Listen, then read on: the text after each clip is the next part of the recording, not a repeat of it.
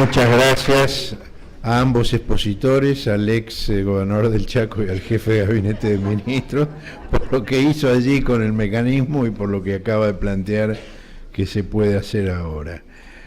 También nos acompaña entre los presentes Alejandro Rúa, abogado que es uno de los abogados que hace trabajo pro bono, es decir, que trabaja de abogado gratis para ciertas causas de bien público y nos ha acompañado en algunas causas muy importantes. También está presente otro miembro de nuestra Asamblea de Socios, Roberto Gargarella.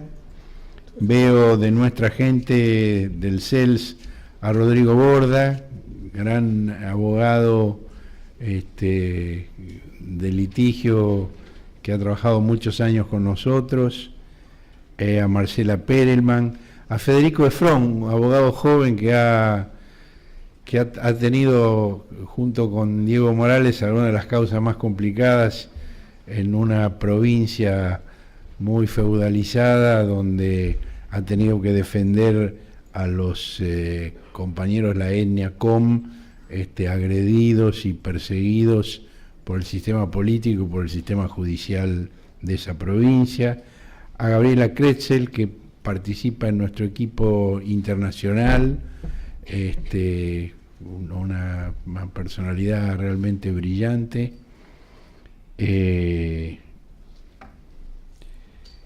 Bueno, no veo más, pero después voy a seguir mirando.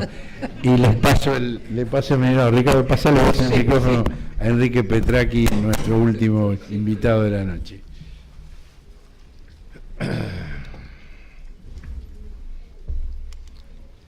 Agradezco al CELS por ofrecerme su tribuna para conmemorar el histórico hecho que significa cumplir 30 años de democracia. Y no puedo aludir a este recién pasado 10 de diciembre sin referirme al presidente Raúl Alfonsín, el político al cual le debemos que haya interpretado la voluntad mayoritaria de que se restaurara la democracia y se diera impulso y vigencia a los derechos humanos en nuestro país. Quienes tienen hoy menos de 50 años de edad difícilmente puedan tener la vivencia real de toda la lucha que significó ese logro. Recuérdese la lista de presidentes derrocados por la nefasta decisión de las Fuerzas Armadas, en muchos casos con el lamentable apoyo o la indiferencia de gran parte de nuestra sociedad civil, que no supo valorar la importancia de vivir en democracia. Alfonsín alcanzó la presidencia de la nación después de la más cruel y sangrienta dictadura que sufría nuestro país. Entre 1976 y 1983, además de violarse sistemáticamente los derechos humanos de la población, se destruyeron las bases de la vida institucional y republicana del país. Asimismo, se generó una colosal y usuraria deuda externa para el Estado Nacional. Quedamos al borde de una guerra con Chile, que solo fue evitada gracias a la intervención de Juan Pablo II, y finalmente terminamos envueltos en una absurda guerra contra el Reino Unido. Todo esto significó una fuerte pérdida de prestigio para nuestro país en el exterior, que Alfonsín se esforzó duramente por superar a partir de una decidida acción multilateral en las Naciones Unidas y con sus viajes a diversos países del mundo orientados a reubicar internacionalmente a la Argentina. Tal vez no pueda valorarse hoy en todos sus alcances, salvo por quienes vivimos aquellos años el enorme coraje civil que se requería para juzgar públicamente a los integrantes de la Junta Militar, con todos los riesgos que ello significaba al enfrentar en esos años unas Fuerzas Armadas que, si bien estaban desprestigiadas y desmoralizadas por su derrota en la Guerra de Malvinas, se sentían, no obstante, lo suficientemente fuertes como para acosar y eventualmente derrocar a un gobierno elegido democráticamente por el pueblo. Son muy poco conocidas las numerosas e infinitas trabas que tuvo Alfonsín para llegar a ese juzgamiento que representó un caso único en el mundo y tal vez el legado más extraordinario que la Argentina dejó a la historia contemporánea. Algunas de esas trabas, solo la menor cantidad, son públicas. Hay otra gran cantidad, gravísimas, que no se conocen. Yo conozco algunas.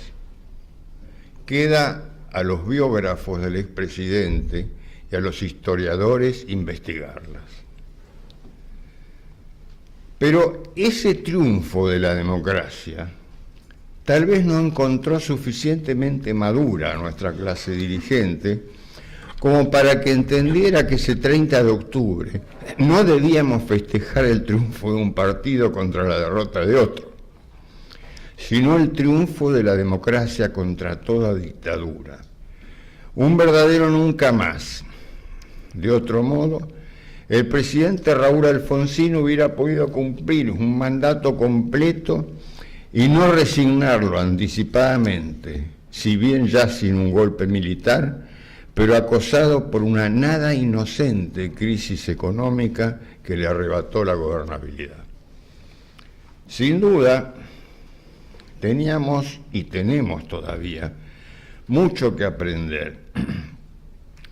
Y para eso debe servir esta conmemoración de los 30 años de democracia, porque vivir en democracia no significa solo poder votar libremente y sin proscripciones, sino que esta forma de gobierno debe manifestarse en todas sus dimensiones políticas, institucionales, educacionales, sociales, económicas, culturales e internacionales. También entendía Alfonsín esta dimensión universal de la democracia, que comenzó a predicarla a través de los foros internacionales, haciendo el reclamo del sur frente al norte, para establecer un nuevo orden económico internacional de repudio a toda política intervencionista, a toda política colonialista, el rechazo del intervencionismo en los asuntos internos de cada país, la defensa del principio de autodeterminación de los pueblos, la búsqueda de una justicia universal, el rechazo de toda forma de racismo y el respeto de las normas internacionales básicas. Ya desde hacía varios años, Alfonsín venía trabajando para poner en marcha, lo más orgánicamente posible, la integración de América Latina, porque también teníamos que luchar por la democracia fuera de nuestras fronteras, sin que eso fuera una visión más o menos ingenua, sino una necesidad vital para la región. Por ello, asistía permanentemente a congresos y reuniones en San José, Costa Rica, Panamá, Caracas, Santo Domingo, Río de Janeiro, San Pablo, Lima, Quito, en Guayaquil, proponiendo la creación de un foro permanente de partidos democráticos de Latinoamérica para apoyarnos, para ayudarnos en la lucha por la democracia con fórmulas de integración. Esta tarea comenzó a cristalizarse cuando con el presidente Sarney del Brasil, el 30 de noviembre de 1985 firmó el Tratado de Integración, Cooperación y Desarrollo entre la Argentina y la República Federativa del Brasil, abriendo así el camino hacia el Mercosur, que hoy lamentablemente se ha desvaído. Así fue también como aceptó la propuesta papal para superar el conflicto del Beagle con Chile y comenzó a trabajar para resolver algunos problemas que quedaban pendientes en la zona de actividades compartidas, con la finalidad de definir más claramente el principio bioceánico y alcanzar la integración con dicho país. Y no puedo dejar de mencionar nuestra histórica decisión, como fue la de oficializar la posición de nuestro país contra el genocidio armenio. No se debe olvidar que el presidente Alfonsín recibió una Argentina que afrontaba la necesidad de construir un futuro, capaz de sacarla de largos años de decadencia y frustraciones, porque como sociedad se encontraba en una de las más serias encrucijadas de su historia en las vísperas del siglo XXI y en medio de una mutación civilizatoria a escala mundial, por lo cual debía decidir ingresar en ese proceso como protagonista o como furgón de cola de las grandes potencias hegemónicas. Por eso propuso el camino de la modernización, pero sin que su tránsito sacrificara los valores permanentes de una ética kantiana. Y también por eso señalaba que solo la democracia hacía posible la conjugación de ambas exigencias. Una democracia solidaria, participativa y eficaz, capaz de impulsar las energías y de poner en tensión, despertándolas a todas las fuerzas acumuladas en la sociedad, pero en las condiciones y bajo las necesidades del momento en que asumía la presidencia.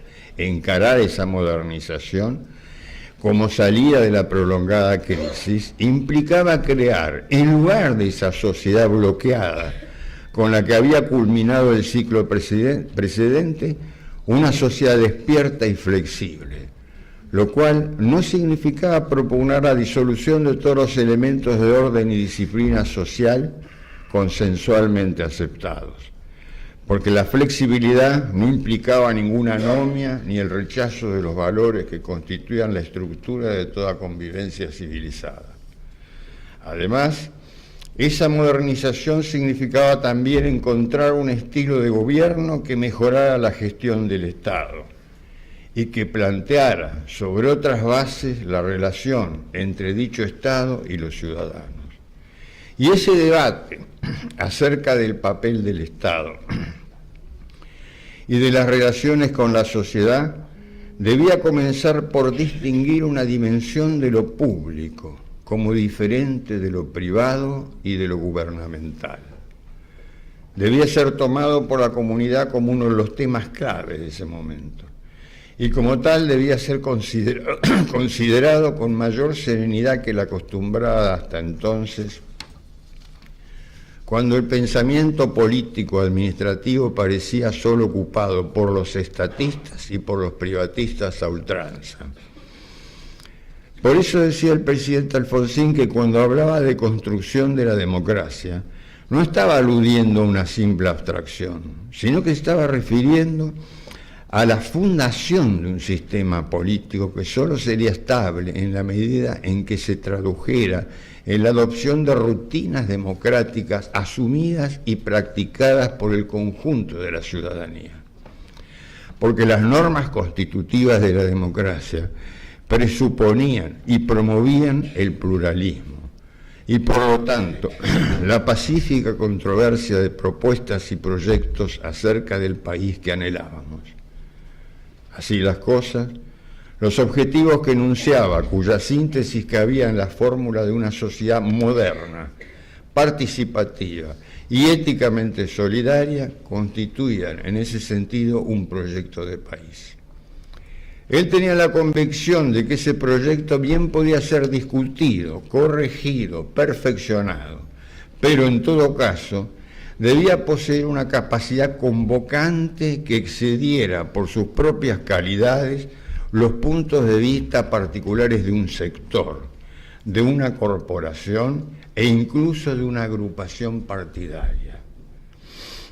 Porque en sus términos más sustantivos, la convocatoria implicaba una propuesta de reformas específicas a nivel económico, político, social, cultural e institucional que deberían, como era natural, ser precisadas y desarrolladas oportunamente con el concurso de cuantos quisieran sumarse al proyecto. Con razón afirmaba Alfonsín que nuestro país debía emerger de su prolongada crisis con vigor. Y ese vigor encontraría su alimento en la decisión de participar de todos los componentes de la sociedad, de los responsables de interpretar y representar las necesidades y aspiraciones de los distintos sectores sociales que debían asumir con firmeza y vocación de servicio esta exigencia. Porque debíamos aprender a unirnos y a sumar el trabajo de cada uno con el del otro y crear así la transformación de lo nuevo. Porque era la unión de lo que cada uno produjera desde su lugar.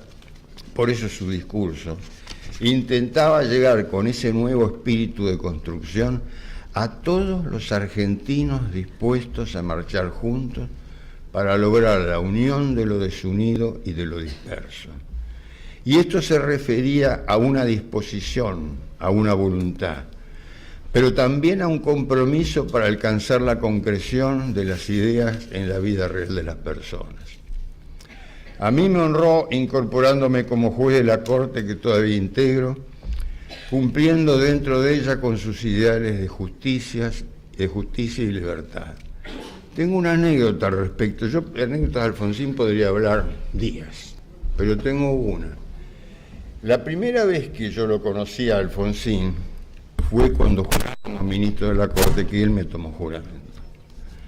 No lo conocía antes. Me saludó, mucho gusto, doctor, y después le digo, ¿cómo está, señor presidente? Y me dice, en este momento, con algún temor por entrar en esta sala. ¿Por qué? Le digo, porque ustedes pueden llegar a ser mis jueces. Yo pensé en ese momento que era un halago, pero después de verlo muchísimas veces, no era un halago, era lo que realmente sentía, siempre me trató con un respeto enorme. Vaya pues mi más sincero homenaje a ese gran demócrata y gran republicano que abrió el camino que afortunadamente seguimos recorriendo, con la firme convicción de que nunca más será sustituida la voluntad del pueblo expresada democráticamente con su voto.